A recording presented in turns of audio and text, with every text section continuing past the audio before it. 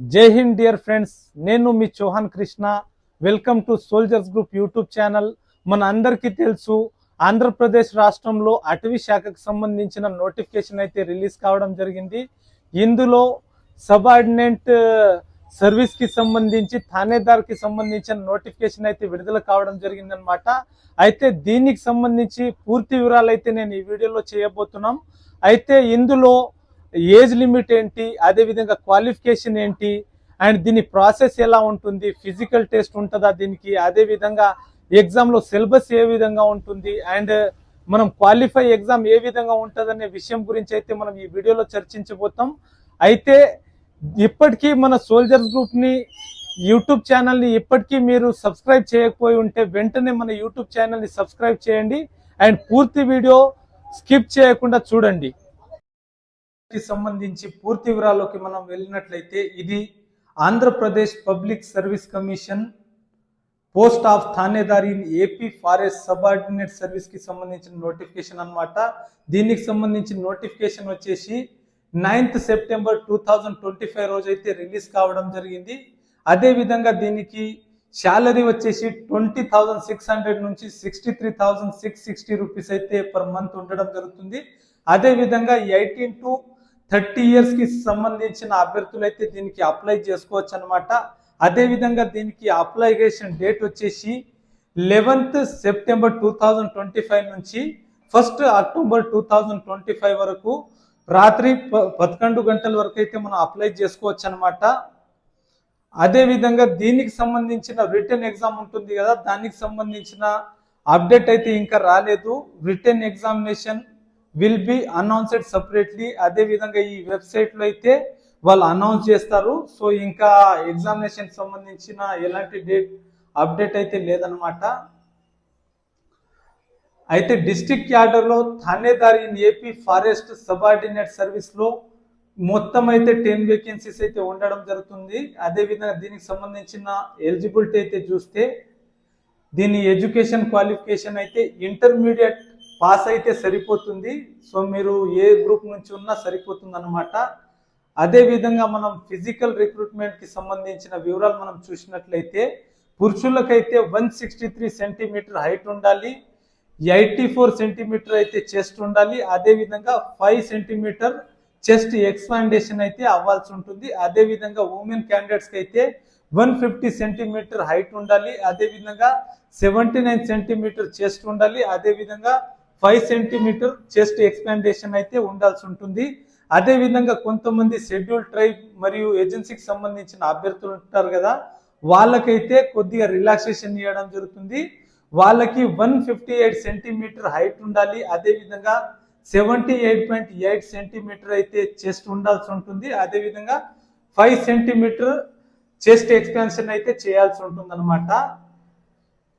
పురుషులకైతే 25 kilometre walking 4 hours లో చేయాల్సి ఉంటుంది. అదే విధంగా మహిళలకైతే 16 కిలోమీటర్లు 4 గంటల్లో అయితే వాకింగ్ చేయాల్సి ఉంటుంది అనమాట. అదే విధంగా ఇక్కడ ఎన్సిసికి సంబంధించిన వెయిటేజ్ బోనస్ మార్క్స్ కూడా వేయడం జరుగుతుంది. ఎవరైతే ఎన్సిసి సి సర్టిఫికేట్ ఉందో వాళ్ళకి 5 మార్క్స్ అయితే బోనస్ గా ఇస్తారు. ఎన్సిసి బి వాళ్ళకైతే 3 మార్క్స్ బోనస్ గా ఇస్తారు. ఎన్సిసి ఏ వాళ్ళకైతే 1 మార్క్స్ అనేది బోనస్ గా వేయడం జరుగుతుంది అనమాట. ఏజ్ లిమిట్ విషయానికి వస్తే 18 years to 30 years వాళ్ళైతే దీనికి అప్లై చేసుకోవచ్చు. ఎస్సీ ఎస్టీ బీసీ మరియు ఈడబ్ల్యూఎస్ వాళ్ళకైతే 5 years ఏజ్ రిలాక్సేషన్ ఉండడం జరుగుతుంది అనమాట. అదే విధంగా ఫీ విషయానికి వచ్చినట్లయితే అప్లికేషన్ ఫీ వచ్చేసి 250 రూపీస్ ఉంటుంది. అదే విధంగా ప్రాసెసింగ్ ఫీ వచ్చేసి 80 రూపీస్ ఉండడం జరుగుతుంది అనమాట. అదే విధంగా ఎస్సీ ఎస్టీ బీసీ మరియు ఎక్స్ సర్వీస్ మ్యాన్ కలకైతే ఎగ్జామినేషన్ ఫీ 80 రూపీస్ ఉంటుంది కదా, అది ఎక్సెప్ట్ చేయడం జరుగుతుంది అనమాట. వేరే వాళ్ళకైతే యాజ్ ఇట్ ఈస్ గా అప్లై చేయాల్సి ఉంటుంది. అదే విధంగా సెంటర్స్ ఫర్ రిటర్న్ ఎగ్జామినేషన్, మనం ఎప్పుడైతే మనం ఎగ్జామినేషన్ సెంటర్ సెలెక్ట్ చేసుకుంటామో మనకు 3 ప్రిఫరెన్స్ అనేది ఇవ్వడం జరుగుతుంది అనమాట. సో ఆ 3 ప్రిఫరెన్స్ ఇస్తాం కదా, దాంట్లో ఏదో ఒక ఎగ్జామ్ సెంటర్ అయితే మనకు పడడం జరుగుతుంది అనమాట. సో మనకు నియరెస్ట్ ఎగ్జామ్ సెంటర్ అయితే మనం ప్రిఫరెన్స్ ఇవ్వాల్సి ఉంటుంది. అయితే cut off marks for various categories, అంటే మామూలుగా మనము ప్రిలిమినరీ కానీ అదే విధంగా ఫైనల్ ఎగ్జామ్ రాస్తాం కదా, అందులో ఒక్కొక్క కేటగిరీకి ఇన్ని పర్సెంటేజ్ వస్తే వీళ్ళు పాస్ అని చెప్పేసి పెట్టడం జరుగుతుంది. బట్ ఇది కట్ ఆఫ్ మార్క్స్ కాదు, ఎందుకంటే కాంపిటేటివ్ ఎగ్జామ్ లో కట్ ఆఫ్ మార్క్స్ అనేది ఎక్కువ ఉంటుంది, బట్ పాస్ మార్క్ అయితే ఇన్ని పర్సెంటేజ్ ఉంటుంది అని చెప్పేసి ఇక్కడ పొందుపరచడం జరిగిందనమాట. OC and X service man మరియు ఈడబ్ల్యూఎస్ వాళ్ళకైతే 40% పాస్ మార్క్స్ అనమాట. బ్యాక్వర్డ్ క్లాస్ వాళ్ళకైతే 35%, ఎస్సీ ఎస్టీ వాళ్ళకైతే 30% ఉండడం జరుగుతుంది. అదే విధంగా vacancies for the post of thanedar in AP forest subordinate service district cadre లో ఏ జిల్లాకి ఎన్ని వేకెన్సీ ఉన్నాయి, అంటే ఏ డివిజన్ కి ఎన్ని వేకెన్సీస్ ఉన్నాయి అనేది ఇక్కడ పొందుపరచడం జరిగిందనమాట. నర్సీపట్నం డివిజన్ కి అయితే ఓసీ వాళ్ళకి 1 వేకెన్సీ ఉంది. కాకినాడ డివిజన్ కి అయితే 3 వేకెన్సీస్ ఉన్నాయి, ఎస్టీ వాళ్ళకు ఉన్నాయన్నమాట. గిద్దలూరు డివిజన్ లో అయితే బీసీఏ వాళ్ళకి 1 వేకెన్సీ ఉంది. నంద్యాల డివిజన్ లో ఓసీ వాళ్ళకి 1 వేకెన్సీ ఉంది. చిత్తూరు వెస్ట్ డివిజన్ వాళ్ళకైతే ఎస్సీ వాళ్ళకి 1 వేకెన్సీ ఉంది. కడప డివిజన్ లో ఓసీ వాళ్ళకి 1 వేకెన్సీ ఉంది. చిత్తూరు ఈస్ట్ డివిజన్ లో అయితే ఓసీ వాళ్ళకి 1 వేకెన్సీ ఉంది. రాజంపేట డివిజన్ లో ఓసీ వాళ్ళకి 1 వేకెన్సీస్ ఉంది. అవి కంప్లీట్ గా ఓసీ వాళ్ళకైతే 5 వేకెన్సీస్ ఉన్నాయి. బీసీఏ వాళ్ళకైతే 1 వేకెన్సీ ఉంది. అదే విధంగా ఎస్సీ వాళ్ళకైతే 1 వేకెన్సీ ఉంది. అదే విధంగా ఎస్టీ వాళ్ళకైతే 3 వేకెన్సీస్ ఉన్నాయి. కంప్లీట్ గా అయితే మొత్తం స్టేట్ లెవెల్లో 10 వేకెన్సీస్ ఉన్నాయన్నమాట. అయితే ఎగ్జామినేషన్ ప్రాసెస్ ఏ విధంగా ఉంటుంది అనేది మనం చూసినట్లయితే మొట్టమొదట క్వాలిఫైయింగ్ టెస్ట్ అనేది ఉండడం జరుగుతుంది. ఇది డిస్క్రిప్టివ్ టైప్ లో ఉంటుంది.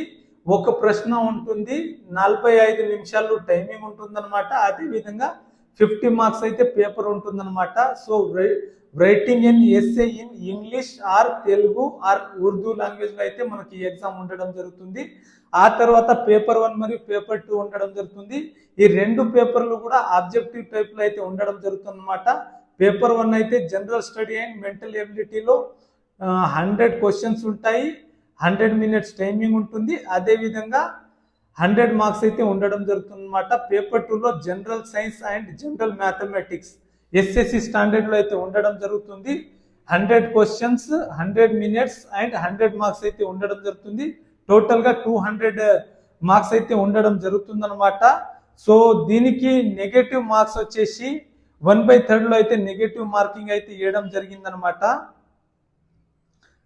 సిలబస్ ఫర్ రిటన్ ఎగ్జామినేషన్ అయితే మనం చెప్పాం కదా, ఫస్ట్ క్వాలిఫైయింగ్ టెస్ట్ అనేది ఒకటి ఉంటుందని. అదైతే 50 మార్క్స్ ఉంటుంది. ఒక క్వశ్చన్ 45 మినిట్స్ చేయడం జరుగుతుంది.